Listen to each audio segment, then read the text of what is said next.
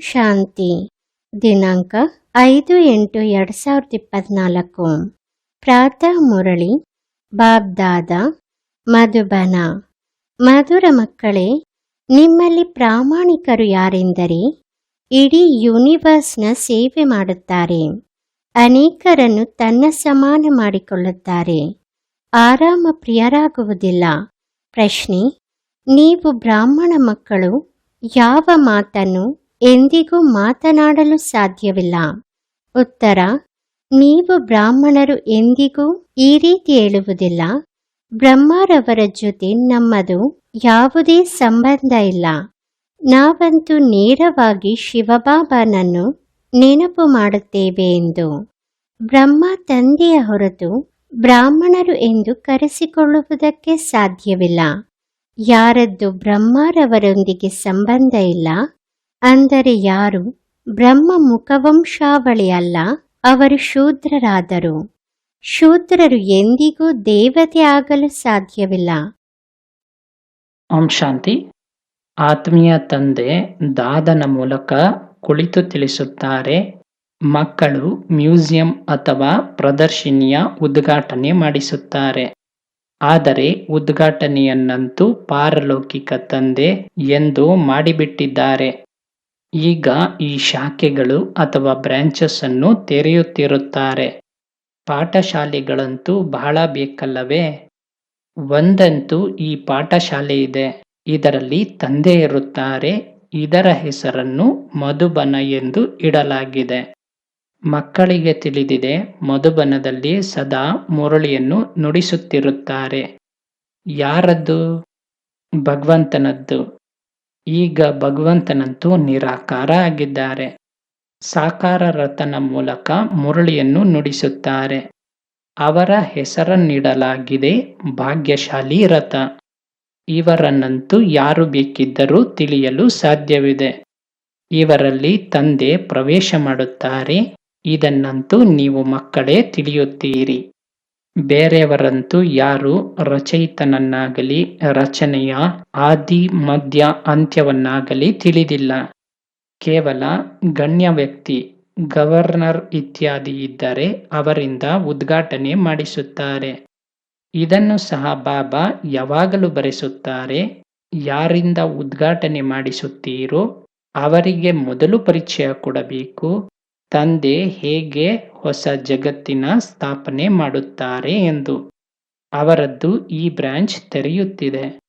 ಯಾರಿಂದಲಾದರೂ ಶಾಖೆಯನ್ನು ತೆರೆಸುತ್ತಾರೆ. ಯಾವುದರಿಂದ ಅವರ ಕಲ್ಯಾಣ ಆಗುತ್ತದೆ. ನಿಜವಾಗಿ ತಂದೆ ಬಂದಿದ್ದಾರೆ ಎಂದು ಸ್ವಲ್ಪ ಅರ್ಥ ಮಾಡಿಕೊಳ್ಳುತ್ತಾರೆ.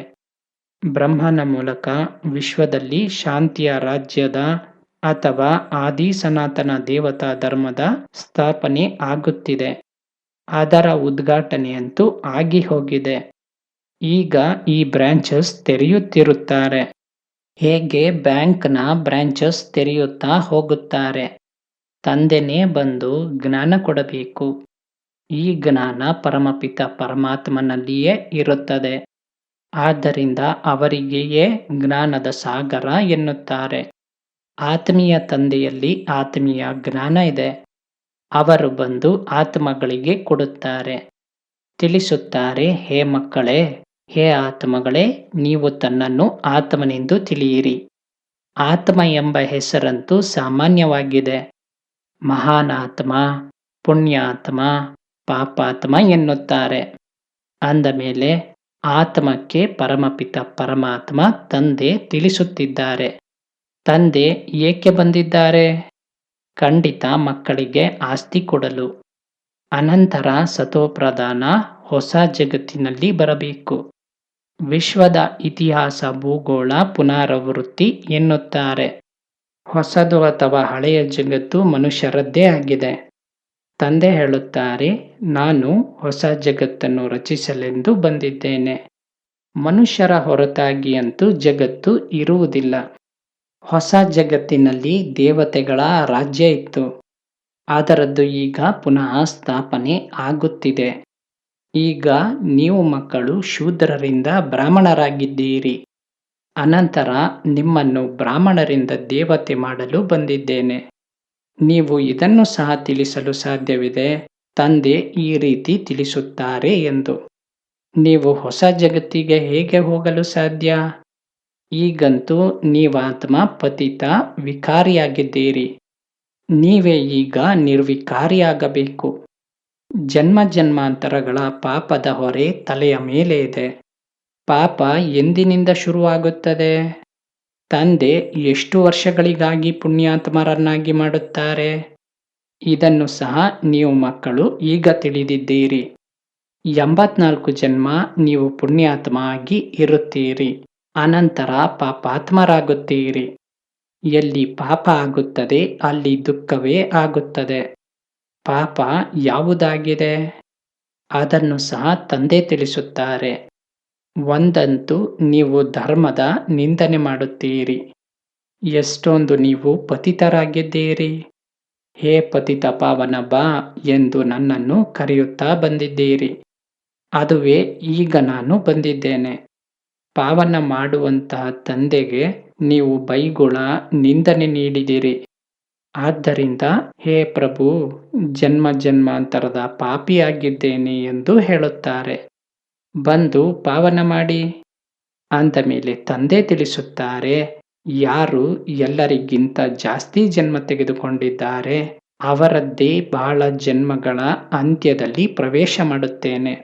ಬಾಬಾ ಬಹಳ ಜನ್ಮ ಎಂದು ಯಾವುದಕ್ಕೆ ಹೇಳುತ್ತಾರೆ?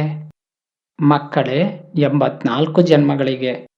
ಯಾರು ಮೊಟ್ಟ ಮೊದಲು ಬಂದಿದ್ದಾರೆ ಅವರೇ 84 ಜನ್ಮವನ್ನು ತೆಗೆದುಕೊಳ್ಳುತ್ತಾರೆ. ಮೊದಲಂತೂ ಲಕ್ಷ್ಮೀನಾರಾಯಣ ಇವರೇ ಬರುತ್ತಾರೆ. ಇಲ್ಲಿ ನೀವು ಬರುವುದೇ ನರನಿಂದ ನಾರಾಯಣ ಆಗಲು. ಕಥೆಯನ್ನು ಸಹ ಸತ್ಯನಾರಾಯಣನದ್ದು ತಿಳಿಸುತ್ತಾರೆ. ರಾಮ ಸೀತೆ ಆಗುವ ಕಥೆಯನ್ನು ಎಂದಾದರೂ ಯಾರಾದರೂ ತಿಳಿಸಿದ್ದಾರೆಯೇ? ಅವರದ್ದು ನಿಂದನೆ ಆಗಿದೆ. ತಂದೆ ಮಾಡುವುದೇ ನರನಿಂದ ನಾರಾಯಣ, ನಾರಿಯಿಂದ ಲಕ್ಷ್ಮಿ. ಎಂದಿಗೂ ಯಾರೂ ಅವರ ನಿಂದನೆ ಮಾಡುವುದಿಲ್ಲ. ತಂದೆ ಹೇಳುತ್ತಾರೆ, ನಾನು ರಾಜಯೋಗವನ್ನು ಕಲಿಸುತ್ತೇನೆ. ವಿಷ್ಣುವಿನ 2 ರೂಪ ಈ ಲಕ್ಷ್ಮೀನಾರಾಯಣ ಆಗಿದ್ದಾರೆ. ಬಾಲ್ಯತನದಲ್ಲಿ ರಾಧೆ ಕೃಷ್ಣ ಆಗಿದ್ದಾರೆ. ಇವರೇನು ಸಹೋದರ ಸಹೋದರಿಯಲ್ಲ, ಬೇರೆ ಬೇರೆ ರಾಜರುಗಳ ಮಕ್ಕಳಾಗಿದ್ದರು. ಅವರು ಮಹಾರಾಜಕುಮಾರ, ಅವರು ಮಹಾರಾಜಕುಮಾರಿ. ಅವರಿಗೆ ಸ್ವಯಂವರದ ನಂತರ ಲಕ್ಷ್ಮೀನಾರಾಯಣ ಎನ್ನುತ್ತಾರೆ. ಈ ಎಲ್ಲ ವಿಚಾರಗಳನ್ನು ಯಾವುದೇ ಮನುಷ್ಯ ತಿಳಿದುಕೊಂಡಿಲ್ಲ. ಕಲ್ಪದ ಮೊದಲು ಈ ಎಲ್ಲ ವಿಚಾರಗಳು ಯಾರ ಬುದ್ಧಿಯಲ್ಲಿ ಕುಳಿತಿರುತ್ತದೆಯೋ ಅವರದ್ದೇ ಬುದ್ಧಿಯಲ್ಲಿ ಕುಳಿತುಕೊಳ್ಳುತ್ತದೆ. ಈ ಲಕ್ಷ್ಮೀನಾರಾಯಣ, ರಾಧೆ ಕೃಷ್ಣ ಇತ್ಯಾದಿ ಎಲ್ಲರ ಮಂದಿರ ಇದೆ. ವಿಷ್ಣುವಿನದ್ದು ಸಹ ಮಂದಿರ ಇದೆ. ಅದಕ್ಕೆ ಲಕ್ಷ್ಮೀನಾರಾಯಣರ ಮಂದಿರ ಎನ್ನುತ್ತಾರೆ. ಹಾಗೂ ನಂತರ ಲಕ್ಷ್ಮೀನಾರಾಯಣರದ್ದು ಬೇರೆ ಬೇರೆ ಮಂದಿರ ಸಹ ಇದೆ. ಬ್ರಹ್ಮನದ್ದು ಸಹ ಮಂದಿರ ಇದೆ. ಬ್ರಹ್ಮದೇವತಾಯ ನಮಃ, ಅನಂತರ ಶಿವ ಪರಮಾತ್ಮಯ ನಮಃ ಎನ್ನುತ್ತಾರೆ. ಅವರಂತೂ ಬೇರೆ ಆದರಲ್ಲವೇ? ದೇವತೆಗಳಿಗೆ ಎಂದಿಗೂ ಭಗವಂತ ಎಂದು ಹೇಳುವುದಿಲ್ಲ. ಅಂದ ಮೇಲೆ ತಂದೆ ತಿಳಿಸುತ್ತಾರೆ, ಮೊದಲು ಯಾರಿಂದ ಉದ್ಘಾಟನೆ ಮಾಡಿಸಬೇಕು ಅವರಿಗೆ ತಿಳಿಸಬೇಕು. ವಿಶ್ವದಲ್ಲಿ ಶಾಂತಿ ಸ್ಥಾಪನಾರ್ಥವಾಗಿ ಭಗವಂತ ತಳಪಾಯವನ್ನು ಹಾಕಿಬಿಟ್ಟಿದ್ದಾರೆ. ವಿಶ್ವದಲ್ಲಿ ಶಾಂತಿ ಲಕ್ಷ್ಮೀ ನಾರಾಯಣರ ರಾಜ್ಯದಲ್ಲಿ ಇತ್ತಲ್ಲವೇ? ಇವರು ಸತ್ಯುಗದ ಮಾಲೀಕರಾಗಿದ್ದರಲ್ಲವೇ? ಅಂದ ಮೇಲೆ ಮನುಷ್ಯರನ್ನು ನರನಿಂದ ನಾರಾಯಣ, ನಾರಿಯಿಂದ ಲಕ್ಷ್ಮಿಯನ್ನಾಗಿ ಮಾಡುವ ಇದು ದೊಡ್ಡ ಗಾಡ್ಲಿ ಯೂನಿವರ್ಸಿಟಿಯಾಗಿದೆ ಅಥವಾ ಈಶ್ವರ್ಯ ವಿಶ್ವವಿದ್ಯಾಲಯ ಆಗಿದೆ. ವಿಶ್ವವಿದ್ಯಾಲಯ ಎಂಬ ಹೆಸರನ್ನಂತೂ ಅನೇಕರು ಇಟ್ಟಿದ್ದಾರೆ. ವಾಸ್ತವದಲ್ಲಿ ಅದ್ಯಾವುದು ವರ್ಲ್ಡ್ ಯೂನಿವರ್ಸಿಟಿ ಅಲ್ಲ. ಯೂನಿವರ್ಸ್ ಅಂತೂ ಇಡೀ ವಿಶ್ವ ಆಗಿದೆ. ಇಡೀ ವಿಶ್ವದಲ್ಲಿ ಪಾರಲೌಕಿಕ ತಂದೆ ಒಂದೇ ಕಾಲೇಜನ್ನು ತೆರೆಯುತ್ತಾರೆ. ನೀವು ತಿಳಿಯುತ್ತೀರಿ, ವಿಶ್ವದಲ್ಲಿ ಪಾವನ ಆಗುವ ವಿಶ್ವವಿದ್ಯಾಲಯ ಕೇವಲ ಇದೊಂದೇ ಆಗಿದೆ. ಇದನ್ನು ತಂದೆ ಸ್ಥಾಪನೆ ಮಾಡುತ್ತಾರೆ. ನಾವು ಇಡೀ ವಿಶ್ವವನ್ನು ಶಾಂತಿಧಾಮ, ಸುಖಧಾಮಕ್ಕೆ ತೆಗೆದುಕೊಂಡು ಹೋಗುತ್ತೇವೆ. ಆದ್ದರಿಂದ ಇದಕ್ಕೆ ಈಶ್ವರ್ಯ ವಿಶ್ವವಿದ್ಯಾಲಯ ಎನ್ನುತ್ತಾರೆ. ಈಶ್ವರ ಬಂದು ಇಡೀ ವಿಶ್ವಕ್ಕೆ ಮುಕ್ತಿ ಜೀವನ್ಮುಕ್ತಿಯ ಆಸ್ತಿ ಕೊಡುತ್ತಾರೆ. ಎಲ್ಲಿಯ ತಂದೆಯ ವಿಚಾರ, ಎಲ್ಲಿಯ ಇವರೆಲ್ಲರೂ ಯೂನಿವರ್ಸಿಟಿ ಎನ್ನುತ್ತಿರುತ್ತಾರೆ. ಯೂನಿವರ್ಸ್ ಅಂದರೆ ಇಡೀ ಜಗತ್ತನ್ನು ಪರಿವರ್ತನೆ ಮಾಡುವುದು. ಇದಂತೂ ತಂದೆಯದ್ದೇ ಕೆಲಸ ಆಗಿದೆ. ನಮಗೆ ಈ ಹೆಸರನ್ನಿಡಲು ಕೊಡುವುದಿಲ್ಲ, ಹಾಗೂ ಸರ್ಕಾರ ತಾನಾಗಿಯೇ ಇಡುತ್ತದೆ. ಇದನ್ನಂತೂ ನೀವು ತಿಳಿಸಬೇಕು. ಅದನ್ನು ಸಹ ಮೊದಲೇ ತಿಳಿಸಬಾರದು. ಹೇಳಿ, ನಮ್ಮ ಹೆಸರೇ ಬ್ರಹ್ಮ ಕುಮಾರ ಕುಮಾರಿಯರು ಎಂದಾಗಿದೆ. ಯಾವಾಗ ತಂದೆ ಬಂದು ರಥ ಮಾಡಿಕೊಂಡರೋ ಆಗಲೇ ಇವರ ಹೆಸರನ್ನಿಡಲಾಗಿದೆ ಬ್ರಹ್ಮ ಎಂದು.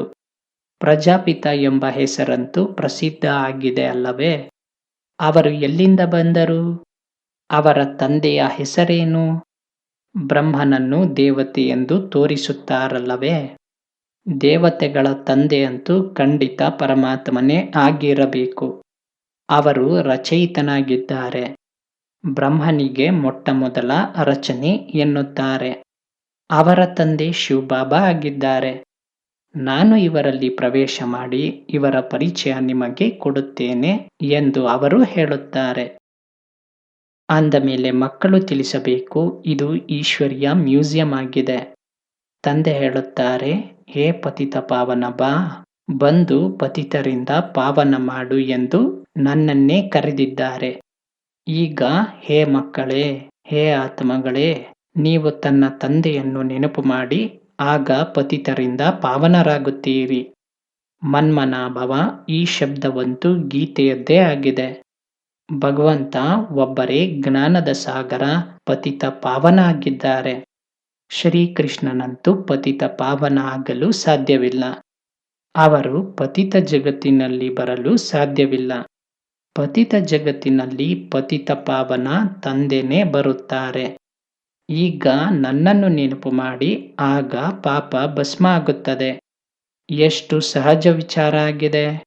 ಭಗವಾನ್ ವಾಚ ಎಂಬ ಶಬ್ದವನ್ನು ಖಂಡಿತ ಹೇಳಬೇಕು. ಪರಮಪಿತ ಪರಮಾತ್ಮ ಹೇಳುತ್ತಾರೆ, ಕಾಮವಿಕಾರ ಮಹಾಶತ್ರು ಆಗಿದೆ. ಮೊದಲು ನಿರ್ವಿಕಾರಿ ಜಗತ್ತು ಇತ್ತು. ಈಗ ವಿಕಾರಿ ಜಗತ್ತಿದೆ. ದುಃಖವೇ ದುಃಖ ಇದೆ. ನಿರ್ವಿಕಾರಿ ಆದಾಗ ನಂತರ ಸುಖವೇ ಸುಖ ಇರುತ್ತದೆ. ಅಂದ ಮೇಲೆ ಇದನ್ನು ತಿಳಿಸಬೇಕು. ಭಗವಾನ್ ವಾಚ ಕಾಮ ಮಹಾಶತ್ರು ಆಗಿದೆ. ಇದರ ಮೇಲೆ ಜಯಗಳಿಸುವುದರಿಂದ ನೀವು ಜಗಜ್ಜೀತರಾಗುತ್ತೀರಿ. ಒಬ್ಬ ತಂದೆಯನ್ನು ನೆನಪು ಮಾಡಿ. ನಾವು ಸಹ ಅವರನ್ನು ನೆನಪು ಮಾಡುತ್ತೇವೆ. ಹೇಗೆ ಯಾರಾದರೂ ಕಾಲೇಜನ್ನು ತೆರೆಯುತ್ತಾರೆಂದರೆ ಅದರದ್ದು ಸಹ ಉದ್ಘಾಟನೆ ಮಾಡಿಸುತ್ತಾರಲ್ಲವೇ? ಇದು ಸಹ ಕಾಲೇಜ್ ಆಗಿದೆ. ಸಾಕಷ್ಟು ಸೇವಾ ಕೇಂದ್ರ ಇದೆ. ಸೇವಾ ಕೇಂದ್ರದಲ್ಲಿ ಶಿಕ್ಷಕಿಯರು ನೇಮಕ ಆಗಿದ್ದಾರೆ. ಶಿಕ್ಷಕಿಯರು ಸಹ ಖಂಡಿತ ಕಾಳಜಿಯನ್ನಿಟ್ಟುಕೊಳ್ಳಬೇಕು. ಬಾಬಾ ಹೊಸ ಹೊಸ ಸೇವಾ ಕೇಂದ್ರದಲ್ಲಿ ಒಳ್ಳೊಳ್ಳೆಯ ಬ್ರಾಹ್ಮಣಿಯರು ಅಂದರೆ ಶಿಕ್ಷಕಿಯರನ್ನು ಇಡುತ್ತಾರೆ. ಏತಕ್ಕಾಗಿ ಎಂದರೆ ಬೇಗ ಬೇಗನೆ ತನ್ನ ಸಮಾನ ಮಾಡಿಕೊಂಡು ಅನಂತರ ಬೇರೆ ಸೇವಾ ಕೇಂದ್ರದಲ್ಲಿ ಸೇವೆಯನ್ನು ತೆಗೆಯಲು ಓಡಬೇಕು. ಯಾರ್ಯಾರು ಸರಿಯಾದ ರೀತಿಯಲ್ಲಿ ಮುರಳಿ ಓದಿ ತಿಳಿಸಲು ಸಾಧ್ಯವಿದೆ ಎಂದು ನೋಡುತ್ತಾರೆ. ತಿಳಿಸಲು ಸಾಧ್ಯವಿದೆ ಎಂದರೆ ಅವರಿಗೆ ಈಗ ನೀನು ಇಲ್ಲಿ ಕುಳಿತು ಕ್ಲಾಸ್ ನಡೆಸು ಎಂದು ಹೇಳುತ್ತಾರೆ. ಆ ರೀತಿ ಟ್ರಯಲ್ ಮಾಡಿಸಿ ಅವರಿಗೆ ಕೂರಿಸಿ ಬೇರೆ ಸ್ಥಳದ ಸೇವಾ ಕೇಂದ್ರದ ಸೇವೆಯನ್ನು ಕೈಗೆತ್ತಿಕೊಂಡು ಹೊರಟು ಹೋಗಬೇಕು. ಬ್ರಾಹ್ಮಣಿಯರ ಕೆಲಸ ಒಂದು ಸೇವಾ ಕೇಂದ್ರದ ಸೇವೆಯನ್ನು ಕೈಗೆತ್ತುಕೊಂಡು ಅನಂತರ ಹೋಗಿ ಬೇರೆ ಸೇವಾ ಕೇಂದ್ರದ ಸೇವೆಯನ್ನು ಕೈಗೆತ್ತಿಕೊಳ್ಳಬೇಕು. ಒಬ್ಬೊಬ್ಬ ಶಿಕ್ಷಕಿಯರು 10-20 ಸೇವಾ ಕೇಂದ್ರವನ್ನು ಸ್ಥಾಪನೆ ಮಾಡಬೇಕು. ಬಹಳ ಸರ್ವಿಸ್ ಮಾಡಬೇಕು. ಅಂಗಡಿ ತೆರೆಯುತ್ತಾ ಹೋಗಲಿ. ತನ್ನ ಸಮಾನ ಮಾಡಿಕೊಂಡು ಯಾರನ್ನಾದರೂ ಬಿಡುತ್ತಾ ಹೋಗುತ್ತಾರೆ. ಅಂತರಾಳದಲ್ಲಿ ಬರಬೇಕು. ಯಾರನ್ನಾದರೂ ತನ್ನ ಸಮಾನ ಮಾಡಿಕೊಂಡು ತಯಾರಿ ಮಾಡುವೆ, ಆಗ ಬೇರೆ ಸೇವಾ ಕೇಂದ್ರ ತೆರೆಯುವೆ. ಆದರೆ ಆ ರೀತಿ ಪ್ರಾಮಾಣಿಕರು ಯಾರೋ ವಿರಳರು ಇರುತ್ತಾರೆ. ಯಾರು ಇಡೀ ವಿಶ್ವದ ಸೇವೆ ಮಾಡುತ್ತಾರೆ ಅವರಿಗೆ ಪ್ರಾಮಾಣಿಕರು ಎನ್ನುತ್ತಾರೆ. ಒಂದು ಸೇವಾ ಕೇಂದ್ರವನ್ನು ತೆರೆದರು, ತನ್ನ ಸಮಾನ ಮಾಡಿಕೊಂಡರು, ಅನಂತರ ಬೇರೆ ಸ್ಥಾನದ ಸೇವೆ ಮಾಡಿದರು. ಒಂದೇ ಸ್ಥಾನದಲ್ಲಿ ಅಂಟಿಕೊಳ್ಳಬಾರದು. ಸರಿ, ಯಾರಿಗಾದರೂ ತಿಳಿಸಲು ಸಾಧ್ಯವಾಗದಿದ್ದರೆ ಬೇರೆ ಕೆಲಸ ಮಾಡಿ. ಅದರಲ್ಲಿ ದೇಹಾಭಿಮಾನ ಬರಬಾರದು. ನಾನಂತೂ ದೊಡ್ಡ ಮನೆಯವಳಾಗಿದ್ದೇನೆ, ಈ ಕೆಲಸವನ್ನು ಹೇಗೆ ಮಾಡಲಿ? ನನಗೆ ಮನಸ್ಸು ನೋವಾಗುತ್ತದೆ. ಸ್ವಲ್ಪವೇ ಕೆಲಸ ಮಾಡುವುದರಿಂದ ವ್ಯಥೆ ಪಡುತ್ತಾರೆ. ಇದಕ್ಕೆ ದೇಹಾಭಿಮಾನ ಎನ್ನುತ್ತಾರೆ. ಏನನ್ನೂ ತಿಳಿಯುವುದಿಲ್ಲ. ಅನ್ಯರ ಸೇವೆ ಮಾಡಬೇಕಲ್ಲವೇ? ಅವರು ನಂತರ, ಬಾಬಾ ಇಂಥವರು ನಮಗೆ ತಿಳಿಸಿಕೊಟ್ಟರು, ನಮ್ಮ ಜೀವನ ರೂಪಿಸಿದರು ಎಂದು ಬರೆಯಲಿ. ಸೇವೆಯ ಪ್ರಮಾಣ ಸಿಗಬೇಕು. ಒಬ್ಬೊಬ್ಬರು ಶಿಕ್ಷಕರಾಗಬೇಕು. ಅನಂತರ ಸ್ವಯಂವೇ ಬರೆಯುತ್ತಾರೆ, ಬಾಬಾ ನಮ್ಮ ಹಿಂದೆ ಸಾಕಷ್ಟು ಮಂದಿ ಸಂಭಾಲನೆ ಮಾಡುವವರು ಇದ್ದಾರೆ. ನಾವು ಅನೇಕರನ್ನು ತನ್ನ ಸಮಾನ ಮಾಡಿದ್ದೇವೆ. ನಾವು ಸೇವಾ ಕೇಂದ್ರವನ್ನು ತೆರೆಯುತ್ತಾ ಹೋಗುತ್ತೇವೆ. ಆ ರೀತಿ ಮಕ್ಕಳಿಗೆ ಹೂವು ಎನ್ನುತ್ತಾರೆ. ಸರ್ವೀಸನ್ನೇ ಮಾಡುವುದಿಲ್ಲ ಎಂದರೆ ಹೂ ಹೇಗೆ ಆಗುತ್ತಾರೆ? ಹೂಗಳದ್ದು ಸಹ ಹೂದೋಟ ಇದೆ ಅಲ್ಲವೇ? ಅಂದ ಮೇಲೆ ಉದ್ಘಾಟನೆ ಮಾಡುವವರಿಗೂ ಸಹ ತಿಳಿಸಬೇಕು. ನಾವು ಬ್ರಹ್ಮ ಕುಮಾರ ಕುಮಾರಿಯರಾಗಿದ್ದೇವೆ. ಶೂದ್ರರಿಂದ ಬ್ರಾಹ್ಮಣರಾಗಿ ದೇವತೆ ಆಗುತ್ತೇವೆ. ತಂದೆ ಈ ಬ್ರಾಹ್ಮಣ ಕುಲ ಹಾಗೂ ಸೂರ್ಯವಂಶಿ ಚಂದ್ರವಂಶಿ ಕುಲದ ಸ್ಥಾಪನೆ ಮಾಡುತ್ತಾರೆ. ಈ ಸಮಯ ಅಂತೂ ಎಲ್ಲರೂ ಶೂದ್ರ ವರ್ಣದವರಾಗಿದ್ದಾರೆ. ಸತ್ಯುಗದಲ್ಲಿ ದೇವತಾ ವರ್ಣದವರಾಗಿದ್ದರು. ಅನಂತರ ಕ್ಷತ್ರಿಯ ವೈಶ್ಯ ವರ್ಣದವರಾದರು. ಬಾಬಾರವರಿಗೆ ತಿಳಿದಿದೆ, ಎಷ್ಟೊಂದು ಜ್ಞಾನದ ಬಿಂದುಗಳನ್ನು ಮಕ್ಕಳು ಮರೆತು ಹೋಗುತ್ತಾರೆ. ಮೊಟ್ಟ ಮೊದಲು ಬ್ರಾಹ್ಮಣ ವರ್ಣ ಪ್ರಜಾಪಿತ ಬ್ರಹ್ಮನ ಸಂತಾನರು. ಬ್ರಹ್ಮ ಎಲ್ಲಿಂದ ಬಂದರು? ಈ ಬ್ರಹ್ಮ ಕುಳಿತಿದ್ದಾರಲ್ಲವೇ? ಚೆನ್ನಾಗಿ ತಿಳಿಸಬೇಕು. ಬ್ರಹ್ಮನ ಮೂಲಕ ಸ್ಥಾಪನೆ ಯಾರದ್ದು? ಬ್ರಾಹ್ಮಣರದ್ದು. ಅನಂತರ ಅವರುಗಳಿಗೆ ಶಿಕ್ಷಣ ಕೊಟ್ಟು ದೇವತೆ ಮಾಡುತ್ತಾರೆ. ನಾವು ತಂದೆಯಿಂದ ಓದುತ್ತಿದ್ದೇವೆ. ಅವರುಗಳು ಅರ್ಜುನನ ಪ್ರತಿಯಾಗಿ ಭಗವಾನ್ ವಾಚ ಎಂದು ಬರೆದು ಬಿಟ್ಟಿದ್ದಾರೆ. ಈಗ ಅರ್ಜುನ ಯಾರಾಗಿದ್ದರು? ಯಾರಿಗೂ ಗೊತ್ತಿಲ್ಲ. ನೀವು ತಿಳಿಯುತ್ತೀರಿ, ನಾವು ಬ್ರಹ್ಮನ ಸಂತಾನರು, ಬ್ರಾಹ್ಮಣರಾಗಿದ್ದೇವೆ. ಒಂದು ವೇಳೆ ಯಾರಾದರೂ ನಾವಂತೂ ಶಿವಬಾಬನ ಮಕ್ಕಳಾಗಿದ್ದೇವೆ ಎಂದು ಬ್ರಹ್ಮನ ಜೊತೆಗೆ ನಮಗೆ ಸಂಬಂಧ ಇಲ್ಲ ಎಂದು ಹೇಳಿದರೆ ನಂತರ ಅವರು ಹೇಗೆ ದೇವತೆ ಆಗುತ್ತಾರೆ? ಬ್ರಹ್ಮನ ಮೂಲಕವೇ ಆಗಬೇಕು ತಾನೇ? ಶಿವಬಾಬಾ ನಿಮಗೆ ಹೇಗೆ, ಯಾರ ಮೂಲಕ ನನ್ನನ್ನು ನೆನಪು ಮಾಡಿ ಎಂದು ಹೇಳಿದರು? ಬ್ರಹ್ಮನ ಮೂಲಕ ಹೇಳಿದರು ತಾನೇ? ಪ್ರಜಾಪಿತ ಬ್ರಹ್ಮನಿಗಂತೂ ಮಕ್ಕಳಾಗಿದ್ದೀರಲ್ಲವೇ? ಬ್ರಹ್ಮ ಕುಮಾರ ಕುಮಾರಿ ಎಂದು ಕರೆಸಿಕೊಳ್ಳುತ್ತೀರಲ್ಲವೇ? ನಾವು ಬ್ರಹ್ಮನ ಮಕ್ಕಳಾಗಿದ್ದೇವೆ ಅಂದ ಮೇಲೆ ಖಂಡಿತ ಬ್ರಹ್ಮನ ನೆನಪು ಬರುತ್ತದೆ. ಶಿವಬಾಬಾ ಬ್ರಹ್ಮನ ತನುವಿನಿಂದ ಓದಿಸುತ್ತಾರೆ. ಬ್ರಹ್ಮ ಬಾಬಾ ಮಧ್ಯದಲ್ಲಿದ್ದಾರೆ. ಬ್ರಾಹ್ಮಣರಾಗದ ಹೊರತು ದೇವತೆ ಹೇಗೆ ಆಗುತ್ತೀರಿ? ನಾನು ಯಾರ ರಥದಲ್ಲಿ ಬರುತ್ತೇನೆ ಅವರನ್ನು ಸಹ ತಿಳಿಯಬೇಕು. ಬ್ರಾಹ್ಮಣರಾಗಬೇಕು. ಬ್ರಹ್ಮನಿಗೆ ತಂದೆ ಎಂದು ಹೇಳದೆ ಹೋದರೆ ಮಕ್ಕಳಾದರೂ ಹೇಗೆ ಆದರು? ತನ್ನನ್ನು ಬ್ರಾಹ್ಮಣ ಎಂದು ತಿಳಿಯುವುದಿಲ್ಲ ಅಂದರೆ ಶೂದ್ರರಾಗಿದ್ದಾರೆ. ಶೂದ್ರರಿಂದ ತಕ್ಷಣ ದೇವತೆ ಆಗುವುದು ಕಷ್ಟ ಇದೆ. ಬ್ರಾಹ್ಮಣ ಆಗಿ ಶಿವಬಾಬರವರನ್ನು ನೆನಪು ಮಾಡದ ಹೊರತು ದೇವತೆ ಆಗಲು ಹೇಗೆ ಸಾಧ್ಯ? ಇದರಲ್ಲಿ ತಬ್ಬಿಬ್ಬಾಗುವ ಅವಶ್ಯಕತೆ ಇಲ್ಲ. ಅಂದ ಮೇಲೆ ಉದ್ಘಾಟನೆ ಮಾಡಿಸುವವರಿಗೂ ಸಹ ತಿಳಿಸಬೇಕು. ತಂದೆಯ ಮೂಲಕ ಉದ್ಘಾಟನೆ ಆಗಿ ಹೋಗಿದೆ. ನಿಮಗೂ ಸಹ ತಿಳಿಸುತ್ತಾರೆ, ಕೇವಲ ತಂದೆಯನ್ನು ನೆನಪು ಮಾಡಿ, ಆಗ ಪಾಪ ತುಂಡಾಗುತ್ತದೆ. ಆ ತಂದೆನೇ ಪತಿತ ಪಾವನ ಆಗಿದ್ದಾರೆ. ಅನಂತರ ನೀವು ಪಾವನ ಆಗಿ ದೇವತೆ ಆಗುತ್ತೀರಿ. ಮಕ್ಕಳು ಬಹಳ ಸರ್ವೀಸ್ ಮಾಡಲು ಸಾಧ್ಯವಿದೆ. ಹೇಳಿ, ನಾವು ತಂದೆಯ ಸಂದೇಶ ಕೊಡುತ್ತೇವೆ. ಈಗ ಮಾಡಿ, ಮಾಡದಿರಿ ನಿಮಗೆ ಬಿಟ್ಟಿದ್ದು. ನಾವು ಸಂದೇಶ ಕೊಟ್ಟು ಹೋಗುತ್ತೇವೆ. ಬೇರೆ ಯಾವುದೇ ರೀತಿಯಿಂದ ಪಾವನ ಆಗುವುದೇ ಇಲ್ಲ. ಪುರುಸೊತ್ತು ಸಿಕ್ಕಿದಾಗ ಸರ್ವೀಸ್ ಮಾಡಿ. ಸಮಯ ಅಂತೂ ಬಹಳ ಸಿಗುತ್ತದೆ. ಒಳ್ಳೆಯದು.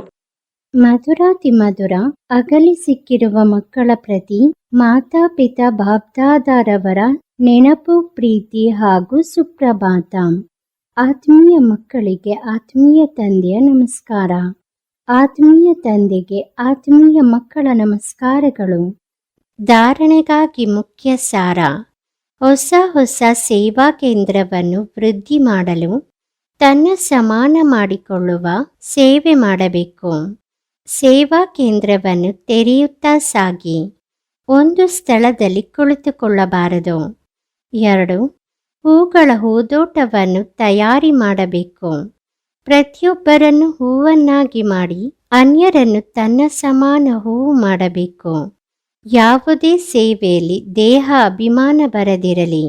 ವರದಾನ: ಸರ್ವ ಪದಾರ್ಥಗಳ ಆಸಕ್ತಿಗಳಿಂದ ದೂರ, ಅನಾಸಕ್ತ, ಪ್ರಕೃತಿ ಜೀತರಾಗಿ. ಸರ್ವ ಪದಾರ್ಥಗಳ ಆಸಕ್ತಿಗಳಿಂದ ದೂರ, ಅನಾಸಕ್ತ, ಪ್ರಕೃತಿ ಜೀತರಾಗಿ.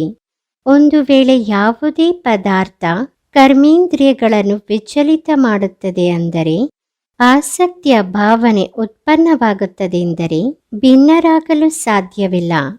ಇಚ್ಛೆಗಳೇ ಆಸಕ್ತಿಗಳ ರೂಪ ಆಗಿದೆ. ಕೆಲವರು ಇಚ್ಛೆ ಇಲ್ಲ, ಆದರೆ ಚೆನ್ನಾಗಿದೆ ಅನ್ಸುತ್ತೆ ಅಂತ ಹೇಳ್ತಾರೆ. ಅಂದ ಮೇಲೆ ಇದು ಸಹ ಸೂಕ್ಷ್ಮ ಆಸಕ್ತಿಯಾಗಿದೆ. ಇದನ್ನು ಸೂಕ್ಷ್ಮ ರೂಪದಿಂದ ಪರಿಶೀಲನೆ ಮಾಡಿಕೊಳ್ಳಿ. ಈ ಪದಾರ್ಥ ಅಂದರೆ ಅಲ್ಪಕಾಲ ಸುಖದ ಸಾಧನ ಆಕರ್ಷಿತ ಮಾಡುವುದಿಲ್ಲವೇ? ಈ ಪದಾರ್ಥ ಪ್ರಕೃತಿಯ ಸಾಧನ ಆಗಿದೆ. ಯಾವಾಗ ಇದರಿಂದ ಅನಾಸಕ್ತ ಅಂದರೆ ಭಿನ್ನರಾಗುತ್ತೀರೋ ಆಗ ಪ್ರಕೃತಿ ಜೀತರಾಗುತ್ತೀರಿ. ಸ್ಲೋಗನ್: ನನ್ನದು ನನ್ನದು ಎಂಬ ಗೋಜಲನ್ನು ಬಿಡಿಸಿಕೊಂಡು ಅಪರಿಮಿತತೆಯಲ್ಲಿರಿ. ಆಗ ವಿಶ್ವ ಕಲ್ಯಾಣಕಾರಿ ಎನ್ನಬಹುದು. ನನ್ನದು ನನ್ನದು ಎಂಬ ಗೋಜಲನ್ನು ಬಿಡಿಸಿಕೊಂಡು ಅಪರಿಮಿತತೆಯಲ್ಲಿರಿ. ಆಗ ವಿಶ್ವ ಕಲ್ಯಾಣಕಾರಿ ಎನ್ನಬಹುದು. ಓಂ ಶಾಂತಿ.